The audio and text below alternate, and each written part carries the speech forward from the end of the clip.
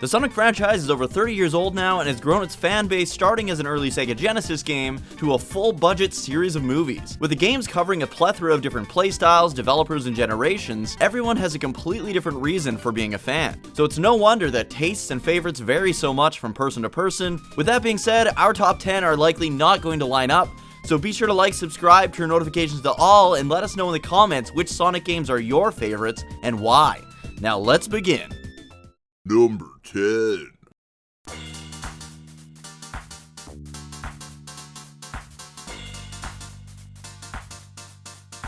I promise, this is the only Sonic game on the list without Sonic in it. Knuckles Chaotix on the Sega 32X was an absolute blast to play with a friend or family member. Being connected by a giant ring, you've got to traverse a series of unique and massive stages, using the tension between your rings to propel each other past obstacles and launch each other through the air at the speed of sound. Just like all classic style Sonic games, each character plays a little bit different, so it's really fun to mess around with each and find out both which one suits your playstyle as well as the level at hand. Charmy B is pretty broken though, so if you want to just breeze through the game, make sure one of you picks him. Knuckles Chaotix has some really fun stages, and the odd stage that feels like a chore. Overall, it's a fairly easy game to get through, but it's just a fun time maneuvering around these longer topsy-turvy levels with Knuckles and his pals. Number 9.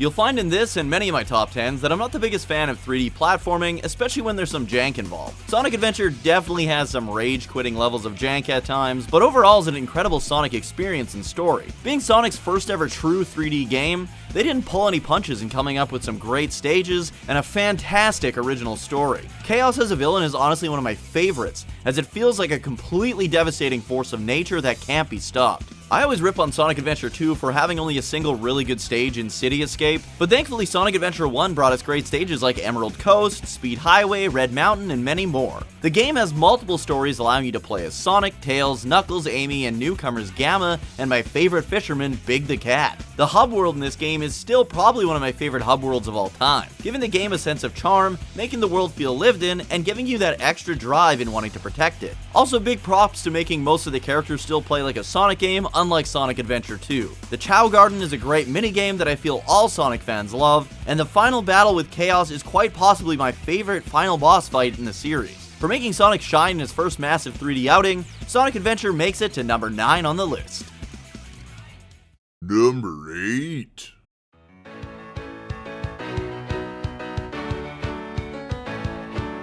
Sonic Generations was a celebration of 20 years of Sonic games. Through thick and thin, the series kept on speeding on. The story involves some dimension-hopping, timey-wimey shenanigans where everything is erased by the Time Eater, and it's up to both modern Sonic and classic Sonic from the Genesis era to team up and bring things back to the way they were. In order to free Sonic's friends and face off against the Time Eater, you get to play through stages from each of the main Sonic games over the years. Choosing the best levels from each main game and remaking them so they can be played as both classic and modern Sonic was a well-executed and great idea. I loved playing City Escape as classic Sonic and Chemical Plant Zone as modern Sonic. Like most Sonic games, there are the odd bad stages, like I really didn't enjoy either of the Planet Wisp stages in this game. The classic one was too boring, and the 3D stage was loaded with pits that punished you if you didn't go the exact route the developers had in mind. But overall, Sonic Generations is a fantastic game where the series past meets the present in a celebration of all they've done. They even made the Sonic 06 zone Crisis City an awesome stage to play through. Despite some of the boss fights being a bit annoying and Planet Wisp being a chore to get through,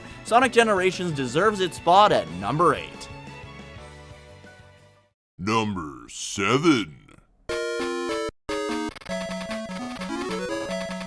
This is the only 8-bit Sonic game on the list, but in my opinion, it deserves it. Sonic Chaos is best played on the Sega Master System, so you can avoid all the nasty screen shrink on the Game Gear. But honestly, the game is great on either system. The game has a ton of unique stages, and despite being possibly a bit too easy, it's always a fun playthrough. The boss fights are all pretty unique and fun experiences, and the gameplay is the tightest it's ever been in the 8-bit Sonic series. For showing us that Sonic games don't need to be 16-bit or higher to be great, Sonic Chaos holds its own at number 7. Number 6. Now we're getting to the absolute top tier games in the franchise. From here on, it's all bangers. Sonic CD may have a bizarre vibe compared to the rest of the series, but it's a fun and unique journey through time and great stages. Introducing one of the best Sonic foes in Metal Sonic, Robotnik chains Little Planet to Mobius and begins to destroy it and claim it for himself. Sonic's got to help restore and free the planet from its destruction, and if you want the best ending, you've got to go to the past in each stage and destroy the robot transporters and Metal Sonic projectors. This game has some crazy level designs, and with each stage having past, present, and future versions, there's a ton of replayability here. The music is top notch, and again, each time period of each stage has a different background theme. Like a lot of Sonic games, there is one annoying ass stage, but thankfully it's the final stage and it's really short. All in all, Sonic CD did a fantastic job in debuting iconic characters like Amy Rose and Metal Sonic, while giving us a ton of great and diverse stages with a crap load of replayability. It also has one of the few actual good special stages. For all this and more, Sonic CD made its way to number 6 on the list. Number 5.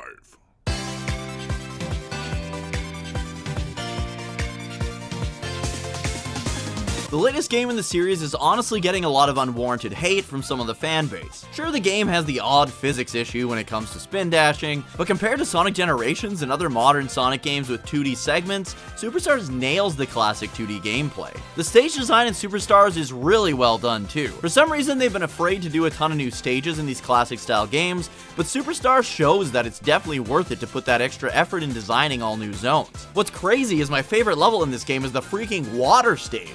That's never happened before in a Sonic game, telling you just how great of a job they did with Lagoon City Zone.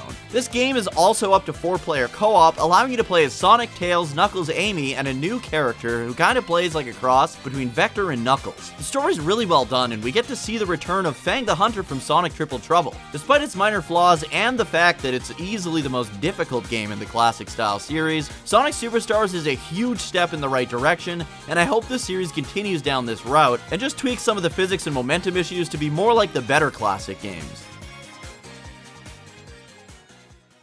Number 4.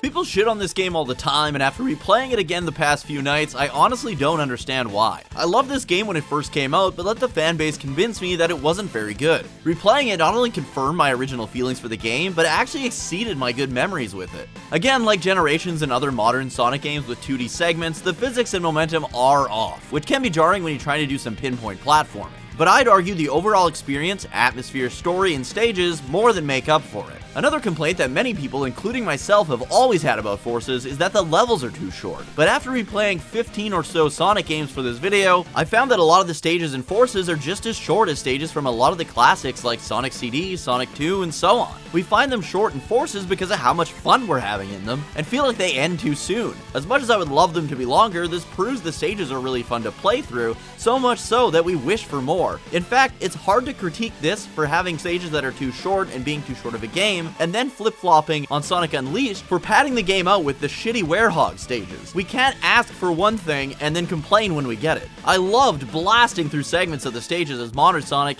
and having the option to take my time and appreciate some of them as well. The speed at which you get through some of these is up to the player, and I like that. It gives the game a bit of replayability so you can check out different paths and get different experiences each time, which is something I would put in my must-haves for top-tier Sonic games. The stages are also, for the most part, properly layered like the classics we all love. By that I mean you aren't constantly subjected to what I call dimps pits. So if you miss a jump, instead of instantly falling to your death, you fall to a lower area of the stage and thus a new route to take. This is Sonic level design 101, and a lot of the newer games in the franchise are missing out on this. Thankfully, Superstars had it as well, but games like the Sonic Advance series badly suffers from having too many dimps pits. Forces' darker story and atmosphere is enhanced by its absolutely bangin' soundtrack that perfectly fits its stages and overall vibe. The creative character is fun too because you're given a bunch of options when it comes to weaponry and character design, and the grappling hook can be pretty fun to use. The boss fights and Forces are all pretty well done, which is something that games like Generations and Lost World get wrong a lot of the time. I don't need a classic style boss fight in my Sonic games, I prefer diversity, and Forces had some great ideas that weren't too tedious or finicky.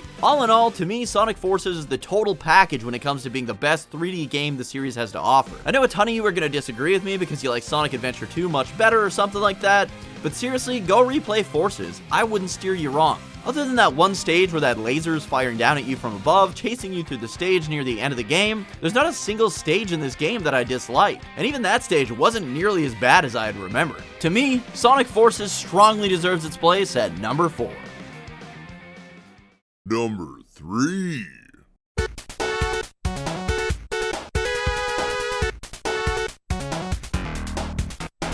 The next 3 were almost impossible to narrow down. It could almost be said that I love all 3 of these games equally, but for the sake of this top 10 video, I forced myself to choose and rank them. So, here we go. Sonic 2 was the first pure platformer that I fell in love with as a kid. A big reason why I couldn't put this game at number 1 was because I'm almost certain that it's my cemented in childhood nostalgia that makes me want this in the top spot. Sonic 2 is a very high quality game. Some of the most memorable stages in the entire franchise come from it, like Emerald Hill, Chemical Plant, Mystic Cave, Casino Night, and many more. Like almost all Sonic games, there is one zone I absolutely do not like, that being Metropolis Zone. As much as I love a good challenge, Sonic games are all about having fun while playing them, and Metropolis Zone has the challenge without a single speck of fun.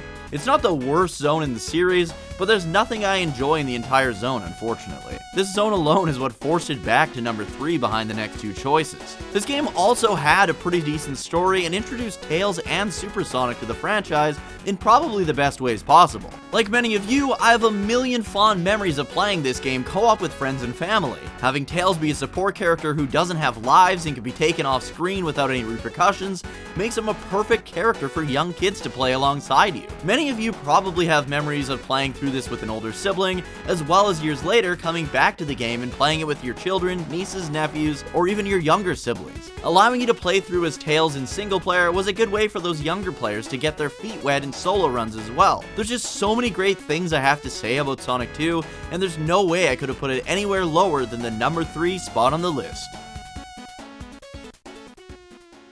Number 2.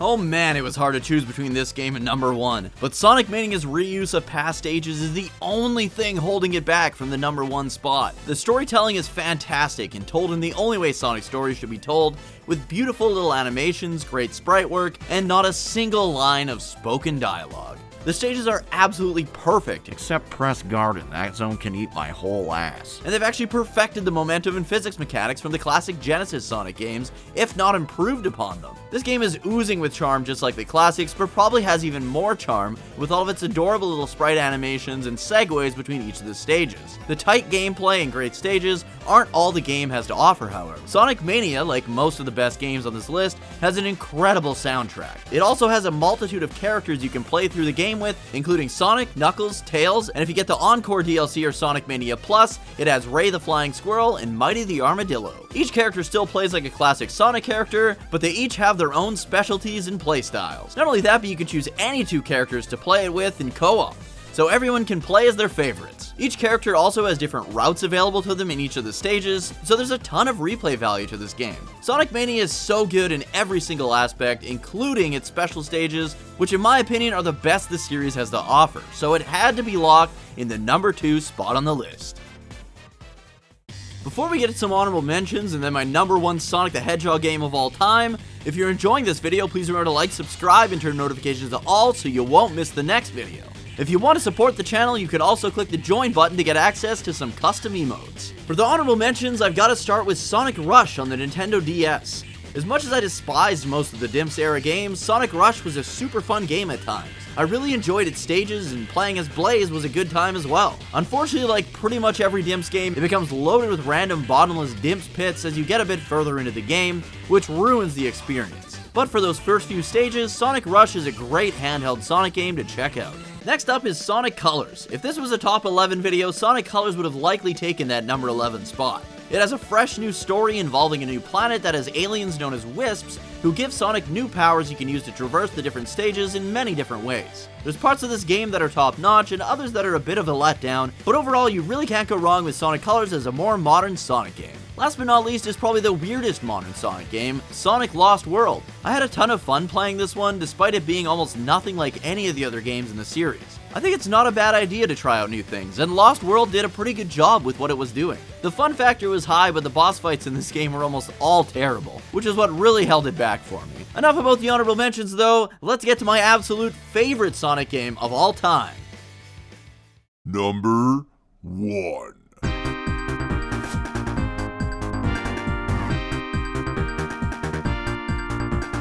I honestly don't know how they'll ever top Sonic 3 and Knuckles. Taking 2 entire Genesis cartridges just to fit the game on, Sonic 3 and Knuckles has everything you could ever want in a Sonic game. It introduced my favorite Sonic character, Knuckles, and made him feel like a real piece of shit to be reckoned with. Giving him his own separate story and final game sequence was the first of its kind in the series, and other than Mania and maybe Superstars, was never really as well done as it was here. The storytelling in this game was absolutely top notch, and was somehow well told without using a single line of dialogue. Ice Cap Zone, Angel Island, Mushroom Hill, and Sky Sanctuary are among the best stages the series has to offer. Not only does this game have Super Sonic, Tails, and Knuckles, but you could also collect all the Super Emeralds in order to reach their even more powerful Hyper States. Hypersonic has never been seen since and is an absolute beast. Other than maybe Marble Garden Zone, I love everything about this game. The game's true final boss fight is absolute madness and could definitely have used a checkpoint somewhere in there, but goddamn, that final boss sequence along with its soundtrack is a moment that no one will ever forget. For all these reasons and many more, Sonic 3 and Knuckles is my number 1 Sonic game of all time.